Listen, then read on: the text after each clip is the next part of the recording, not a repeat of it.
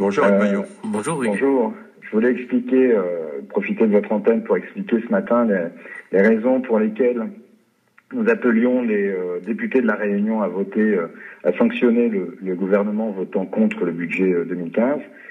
Nous sommes scandalisés par la situation actuelle où nous voyons nos parlementaires se diviser autour de 10 millions d'euros, qui pour le service militaire adapté et qui ou alors pour la continuité territoriale, alors que dans le même temps, ce sont 9 milliards d'euros et plus qui sont orientés par l'État de la solidarité nationale vers l'Union européenne. Les crédits existent. Il est anormal que le budget de l'outre-mer ne progresse que de 0,3% dans le budget 2015. Autant dire qu'il stagne, alors même que les budgets consacrés à l'Union européenne vont augmenter de 4%. 4% d'augmentation.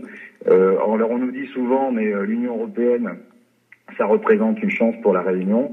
Il faut dire la vérité aux Réunionnais. L'Union européenne, c'est 250 millions d'euros par an en faveur de la Réunion. 250 millions d'euros qu'il faut rapporter aux 6 milliards de dépenses publiques réalisées par l'État et les collectivités sur notre territoire par an, et qu'il faut rapporter aux 14 milliards de produits intérieurs bruts de la Réunion. Alors 250 millions d'euros de l'Union européenne pour la Réunion, ce sont des cacahuètes. Et en gros, ce que vous êtes en train de nous dire, Hugues, ce que vous êtes en train de nous dire, c'est que ils ont largement les moyens de le faire. Oui, à 10 millions d'euros près, ils ont largement les moyens de maintenir les deux dispositifs. En même temps, concomitamment. En même temps, oui. Et je pense que nos députés sont ridicules, nos parlementaires sont ridicules de se disputer ces 10 millions. Ils devraient faire front commun, ils devraient s'unir pour défendre les intérêts de la Réunion, ils ne le font pas. C'est ça qui est déplorable. Comme d'habitude, j'observe que vous connaissez bien vos dossiers, Hugues, pour vous connaître un peu.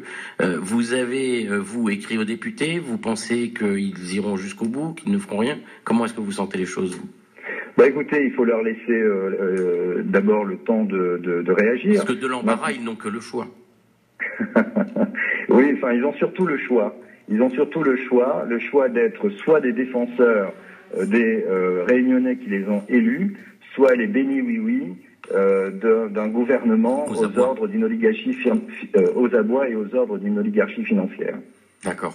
Et la solution pourrait peut-être être trouvée aujourd'hui, puisque je crois que le président de région doit rencontrer la ministre des Outre-mer, non?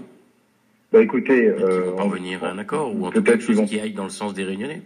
Peut-être qu'ils vont parvenir à un accord, il faut le souhaiter, mais si on n'arrivait pas à un accord sur des questions qui sont à la fois aussi sensibles pour les Réunionnais, mais en même temps qui n'ont pas d'impact considérable sur le budget de la nation, eh bien alors nous aurons une nouvelle fois la démonstration de l'impuissance de nos élus et de l'impuissance du gouvernement à répondre aux attentes des Réunionnais. D'accord, Hugues Bayo, vous avez passé votre message. Nous vous remercions pour votre appel. Nous vous souhaitons une bonne journée et debout. Restons debout, Hugues Bayo. Restons debout. Vous revenez quand vous voulez.